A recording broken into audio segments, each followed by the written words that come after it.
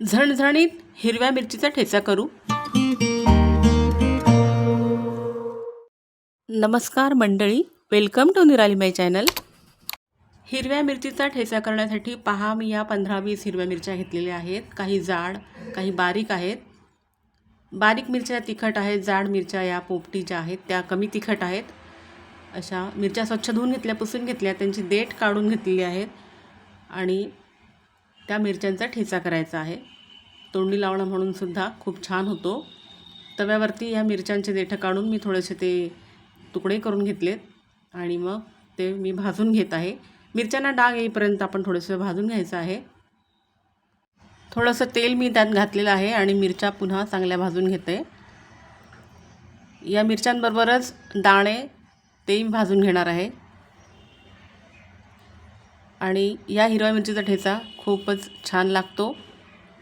तर हा देसी लसूण आहे, 8-10 पाकळ्या लसूण, एक मूठभर दाणे घेतले, थोडेसे जिरं घेतले 1 टेबलस्पून आणि ते सुद्धा या मिरच्यांवर घालून भाजून घेत आहे। दाणे, मिरची, लसूण ते सुद्धा आपण भाजून घेत आहोत मिरचीबरोबर। भाजल्यामुळे स्वादिष्ट अशी चव येते, खमंग अशी चव येते। लाल मिरचीचा ठेचा देखील आपण करू शकतो।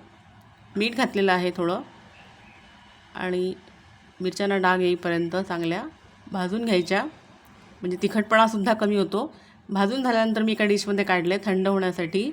थंड झाल्यानंतर ते मी मिक्सरमधून फिरवून घेत आहे। मिक्सरच्या भांड्यामध्ये मी ते सर्व घातलेलं आहे, भाजलेल्या मिरच्या, दाणे, लसूण, जिरं आणि खलबत्त्यातसुद्धा करू शकतो। थोडंसं 1 इंच आल्याचे तुकडे करून घेतले, ते सुद्धा घातलेत आणि त्यामध्ये काही कोथिंबीरच्या काड्या घातलेल्या आहेत, कवळ्या अशा।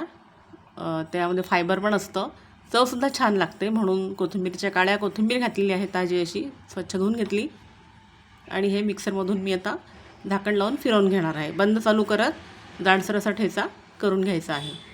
खलबत्त्यातसुद्धा करू शकतो आपण, तो ठेचा असा तव्यावरती एखाद्या तांब्याने ठेचूनसुद्धा करू शकतो।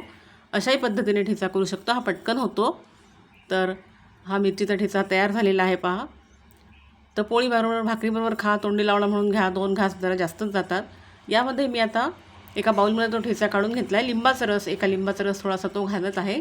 हे अगदी ऑप्शनल आहे, पर्यायी तुम्हाला जर इच्छा नसेल तर घालू नका, पण तिखटपणा मिरचीचा थोडा कमी होतो, कारण मी लवंगी मिरची पण घेतलेली, तिचा तिखटपणा थोडासा कमी होतो। या हिरव्या मिरचीच्या ठेच्यावर आपण पुन्हा एक फोडणीसुद्धा घालू शकतो तेलाची, पण मी तशी घातलेली नाही, तर तो पण एक प्रकार आपण करू शकतो। Thecha is ready. Like, share and subscribe Nirali my channel.